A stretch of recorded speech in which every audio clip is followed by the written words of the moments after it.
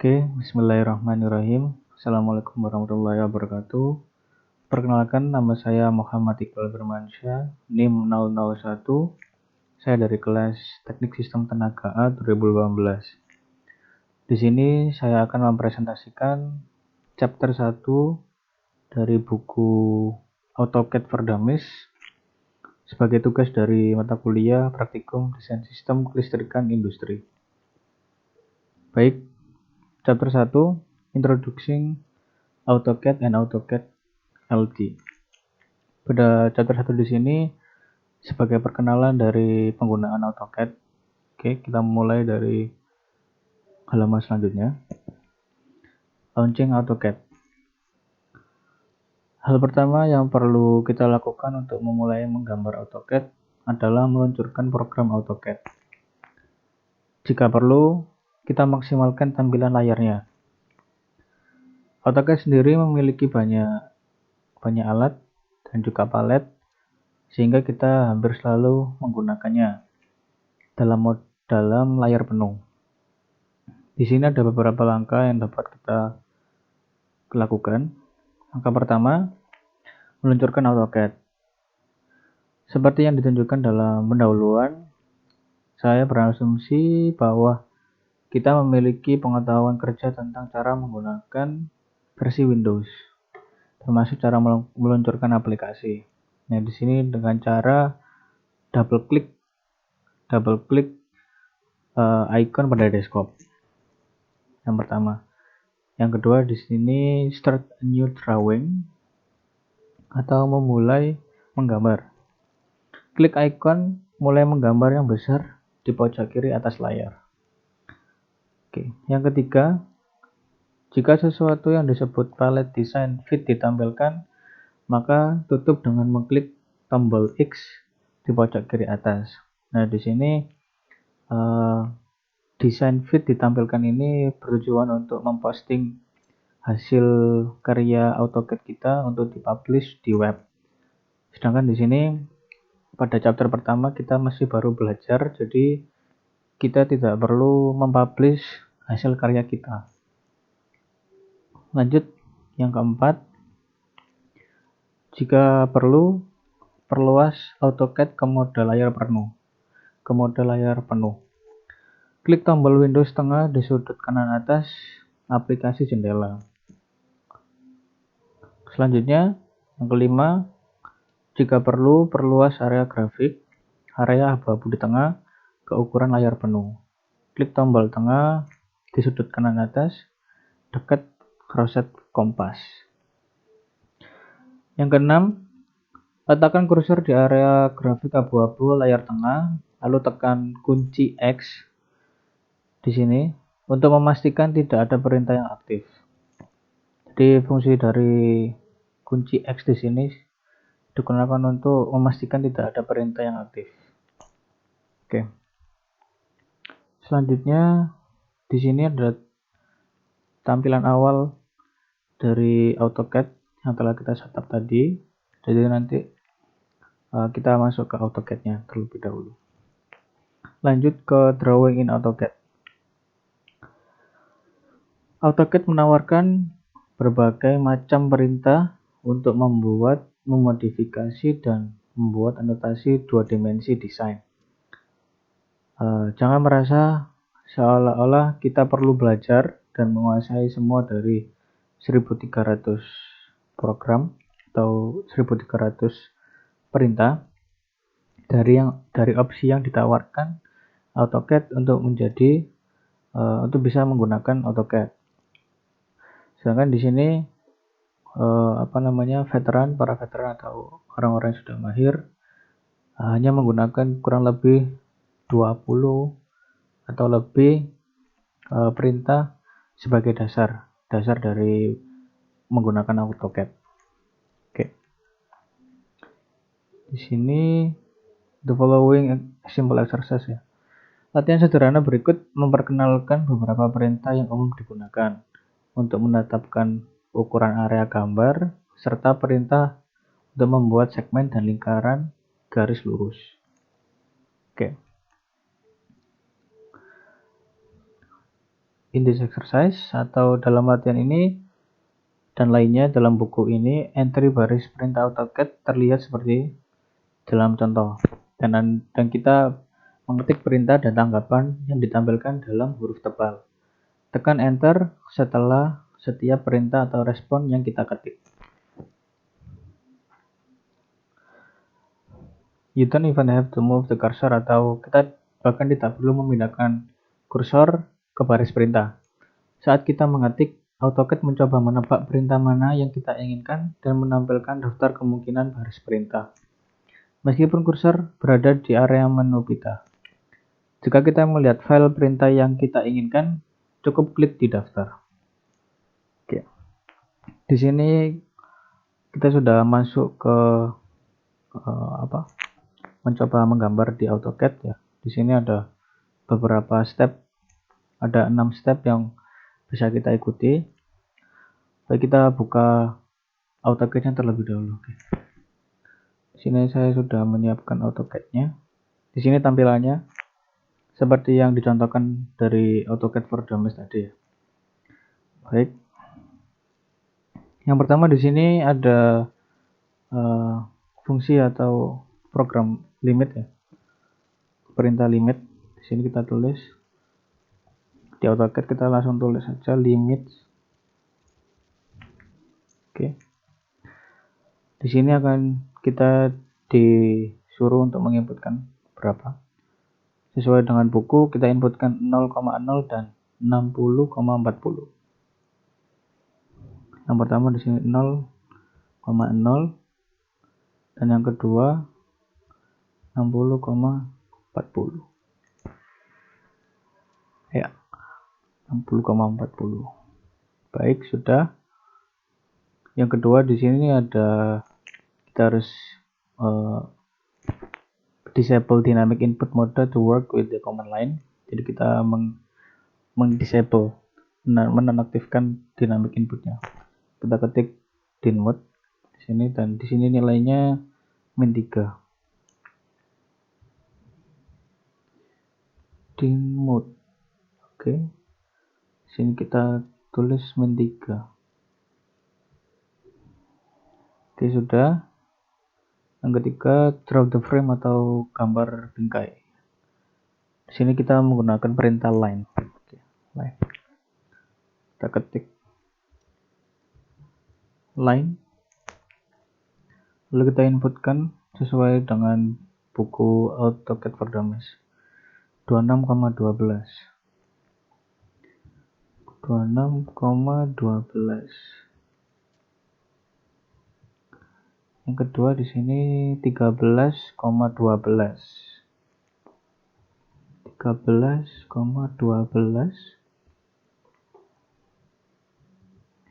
Kemudian 22,24. 22,24. Lalu 40,5,24. 40,5,24.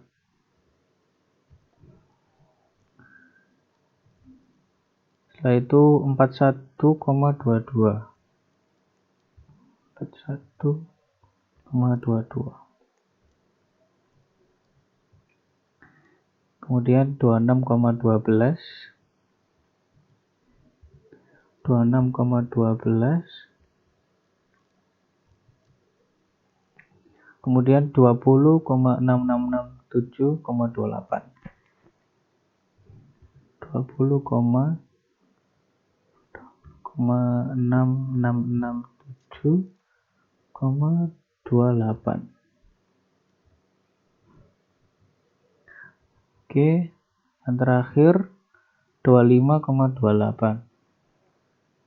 25,28. Kita enter, lalu kita enter lagi. Oke, setelah kita perintah ketiga, kita lanjut ke perintah keempat, itu kita menggambar garis lagi ya, line lagi, kita inputkan line lagi.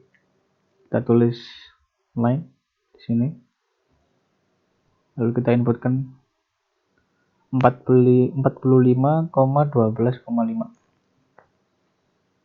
45,12,5.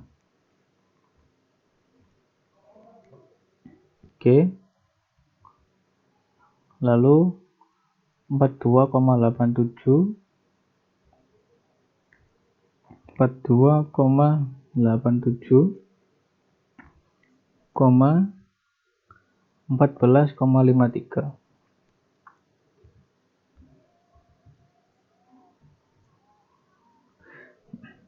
Oke, sudah.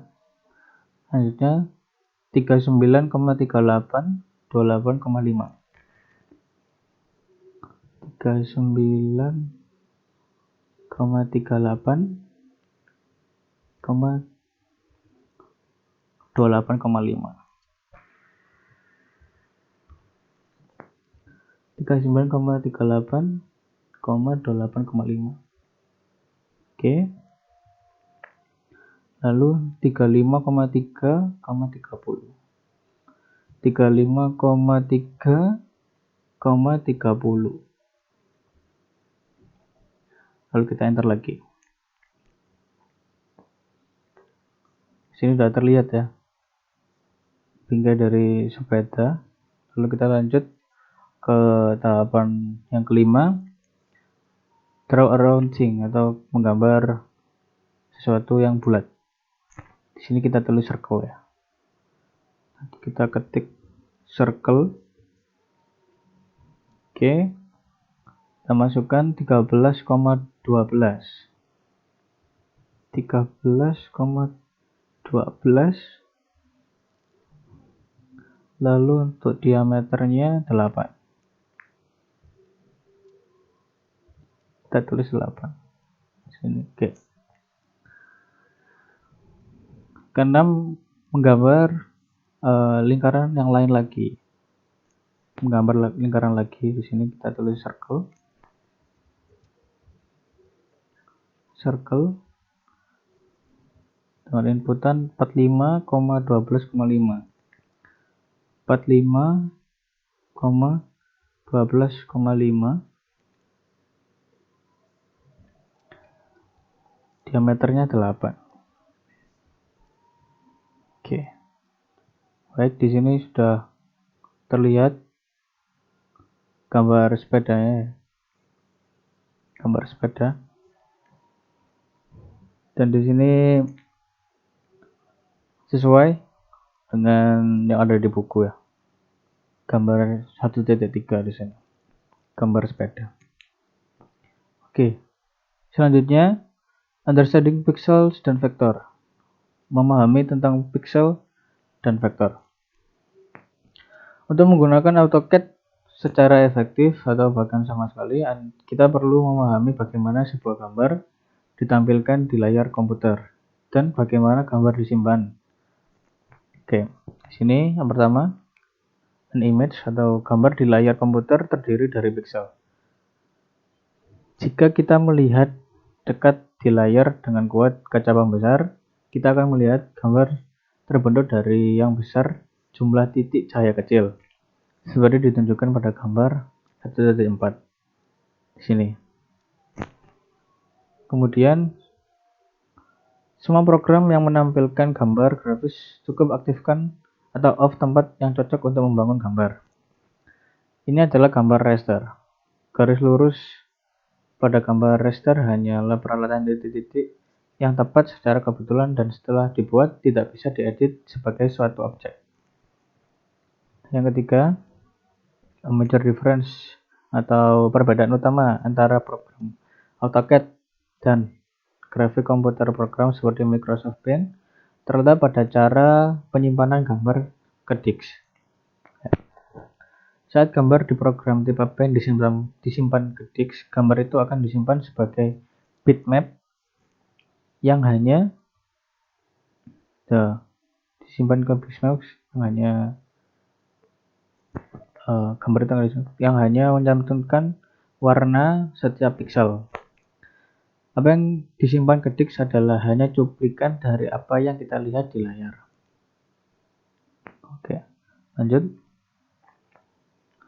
Semua program CAD bekerja dengan dan menyimpan pada file vektor pada disk. Di sini ya. Selanjutnya AutoCAD tidak membatasi kita untuk bekerja hanya dengan apa yang kita lihat pada layar. Gitu ya. Di sini ya, some screens can show more pixels than can others. Beberapa layar dapat memperlihatkan pixel yang lebih daripada yang lain. The number range from the 320 per row by 200 rows atau 320 kali 20. Jadi rentang nilainya di sini adalah 320 per baris ya, per baris dengan 200 rows, 200 baris di sini. Jadi 320 kali 200 of the very old color graphics updater atau CGA. Di sini up to sampai 4000 kali 3000 and beyond for special purpose adapters. Ya, seperti itu. Yang terakhir di sini kita lanjut. Memungkinkan file gambar berisi lebih dari yang kita lihat pada satu waktu. It is possible for a drawing file content to contain much more than you can see at any one time. Oke. Sini ada the Cartesian coordinate system. Ya. Kita skip di sini karena kita tahu sistem koordinat Cartesian di sini yang kita lihat di awal itu ada kayak kotak-kotak ya, kotak-kotak seperti di AutoCAD. Di sini, nah di sini bidang Cartesian terbagi atas sumbu Y dan sumbu X. Sini. Kita lanjut. The importance of being DWG. Pentingnya pada DWG gitu. Pentingnya dari DWG. Untuk memanfaatkan AutoCAD sepenuhnya di lingkungan kerja, berhati-hati dengan format DWG file, di mana format AutoCAD menyimpan gambar. Berikut beberapa fakta yang perlu kita ingat ya, dari DWG. Yang pertama, dalam banyak kasus, rilis AutoCAD yang lebih lama tidak dapat membuka file DWG yang telah disimpan oleh AutoCAD yang lebih baru. Jadi, ketika kita menyimpan sebuah gambar DWG ya, sebuah file AutoCAD dalam bentuk format DWG dari versi yang lama seperti 2014, itu tidak bisa dibuka pada AutoCAD versi 2017 atau ke atas, seperti itu. Yang kedua, rilis AutoCAD yang lebih baru selalu dapat membuka file yang disimpan atau jadi di sini maksudnya file yang lebih lama. Jadi yang pertama ya kita ralat. Di sini ketika file DWG itu telah dibuat dari versi 2017 tidak bisa dibuka pada AutoCAD versi 2014 kayak gitu. Sedangkan di sini dijelaskan yang kedua, AutoCAD yang versi lebih baru dapat membuka file dari AutoCAD yang lama. Jadi kebalikannya ya. Jadi saya salah di sini menjelaskan. Jadi kebalikannya. Yang ketiga, di sini beberapa AutoCAD sebelumnya dapat membuka file yang disimpan berikutnya versi 1 atau 2 ya. Oke. Yang di sini ketiga, yang keempat, kita dapat menggunakan opsi simpan sebagai dirilis yang lebih baru untuk menyimpan file ke file format DWG yang lebih lama. Oke. Di sini ada tabel versi AutoCAD dan file format DWG. Di sini ya. Oke. Mungkin itu saja dari chapter 1 yang bisa saya sampaikan. Kurang lebihnya saya mohon maaf. Terima kasih telah menonton. Assalamualaikum warahmatullahi wabarakatuh.